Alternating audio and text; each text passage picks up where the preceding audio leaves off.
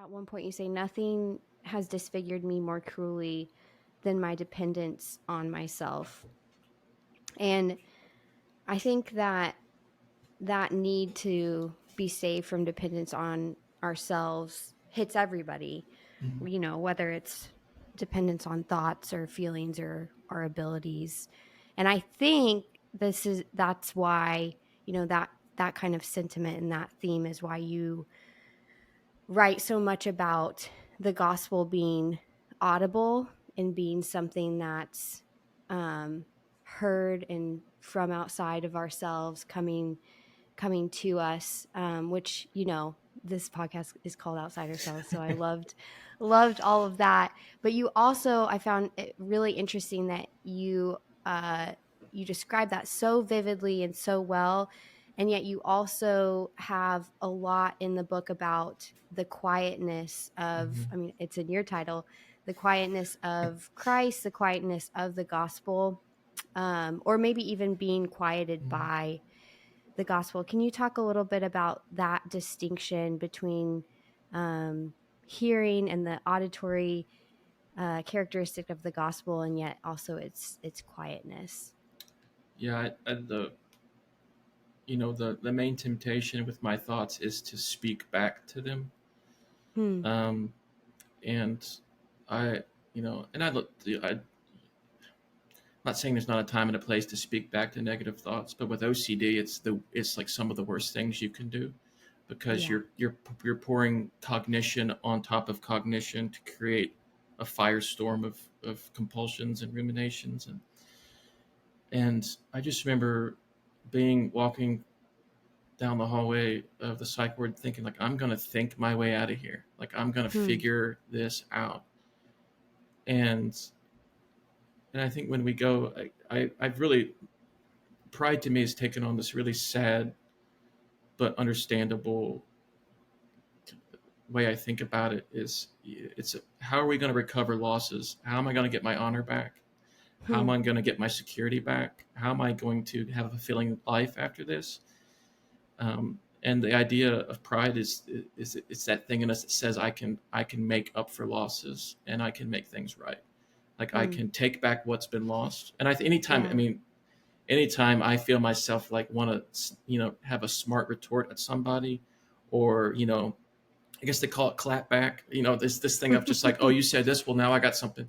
There's always a sense of like, I'm making up for a loss someone has, whether imaginary or real. Like, some regard has been taken, some honor has not been given, and I'm trying to make up for it with this sort of retaliation. Hmm. And it's so human, and at the base of it is this thing of like, how am I going to be okay? And I think those are real needs. Like, we really do need to have some sense of like regard, and some sense of security, or some sense of purpose to function. I Right. think the question is, how are those needs going to be met? And pride says, I can make it happen. I can get Yeah. those things for you. And it's you Hmm. talking to yourself. And I think the thing that I felt from the Lord at that moment was, I think quiet for me is not so much, and that's where I need to be careful. Not so much that like my interior world is without static, but it's the passivity to not engage in a compulsion, Yeah. and Okay. to accept the moment of suffering or distress as painful but not real. Hmm. And I think that came from a sense of like, because Christ's work is finished, there's nothing I need to do to be okay, but there's Hmm. something I can hear to remind me of what's been done. and Yes. And so I think that sort of saying like, okay, I can't fix this. I can't renegotiate honor, security, and meaning in the middle of this. Like, all I have is the promise that Christ died on the cross for my sins, gave himself to me, and that I am okay. Hmm. And I think it didn't create this immediate sense of well-being, but it created, I think, the possibility of simply receiving, or of just standing in Yeah. that promise. And for me, that it took on a physical element of just, I would just, reach out my hand for the bedpost that was wooden, and imagine, um, that I was at the cross. And I go back and forth on like, what role does the imagination play in our spirituality? And I'm not really Mm. big on it, but sometimes you have so I just had a sense that if the Lord died, then I could be at that place where he died, and I wouldn't have to do anything to be okay.